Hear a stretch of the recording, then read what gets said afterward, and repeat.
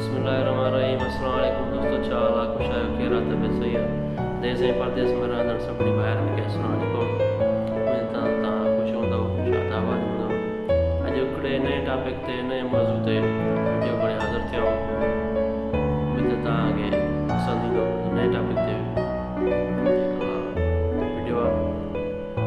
कुझु माण्हू हुया, हू सफ़र करे विया, हाणे घणो पंधु हुनखे परे वञिणो हो।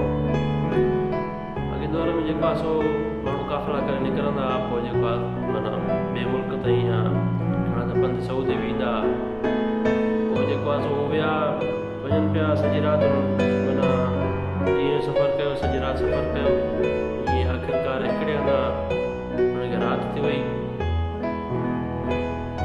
पोइ सुरंग हिकिड़ी आई, सुरंग जो आई त हुननि खे हुतां सुरंग क्रॉस करणी। सुरंग में जो दाख़िल थिया त वञनि पिया आस्ते आस्ते, त हुननि खे पेरनि में पथरियूं लॻियूं, ॾाढियूं पथरियूं हुननि खे लॻियूं। त हुननि जेको आहे पथरियूं, कुझु माण्हुनि चयो त हीअ त असां लॻूं था, असांखे तकलीफ़ थी अचे, हीअ पथरियूं तव्हां परे कयूं। छो न हुननि पथरियूं खणी जेको आहे खीसे में विझी, कुझु किन घणियूं खयूं, किन थोरियूं खयूं। कंहिं वरी चयो त अदा ई छा था कयो, छॾियो पथरियुनि खे।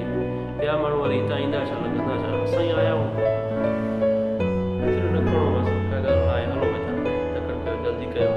किन माण्हू त घणियूं पथरियूं खयूं, किन थोरियूं खयूं, खीसे में विझंदा विया। जेका ॿार जीअं हलंदासीं त सुबुह खां त पोइ उछलाईंदासीं।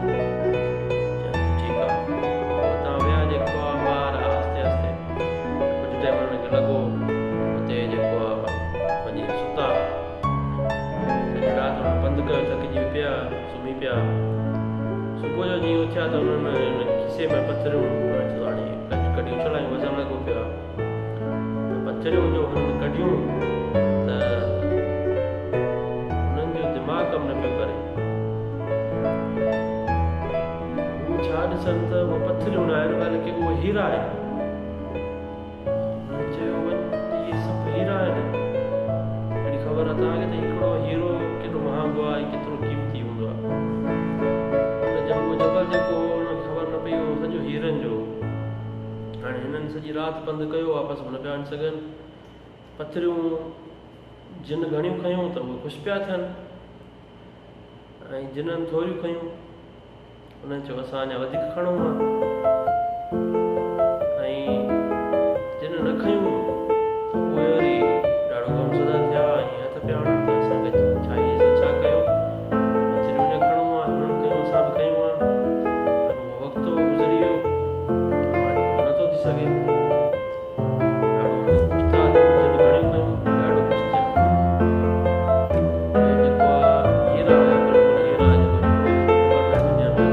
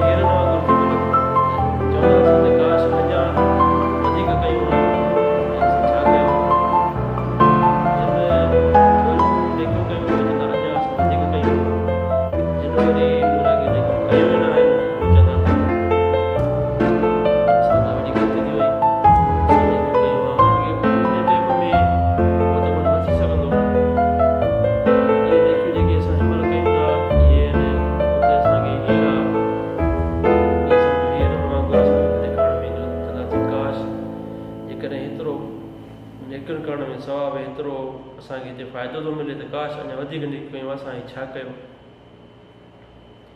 त दोस्तो, वीडियो जो ऐं चवण जो मक़सदु इहो ई आहे त हीअ दुनिया में जेके बि तव्हां नेकियूं कयो था, जेतिरो थी सघे तव्हांखे हर वक़्तु, हर 5 मिंटनि में, हर मिंट में जेका बि थी सघे थी तव्हांखां नंढी या नेकी या वॾी आहे, उहा कंदा हलो।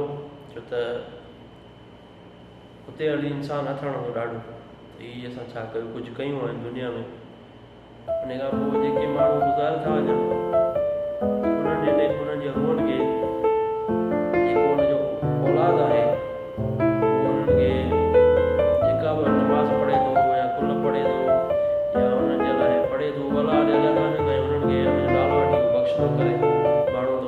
सवाबु मिले थो।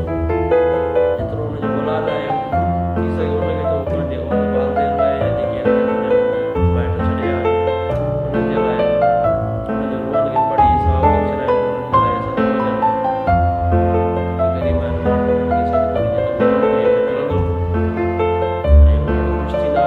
त हाणे उहे दुनिया छॾे हाणे नथा करे सघनि जेके हुन जा पोयां आहिनि उहे हुननि जे लाइ कुझु करे सघनि था। हुनखे दुआ बि कयो हुननि जे लाइ।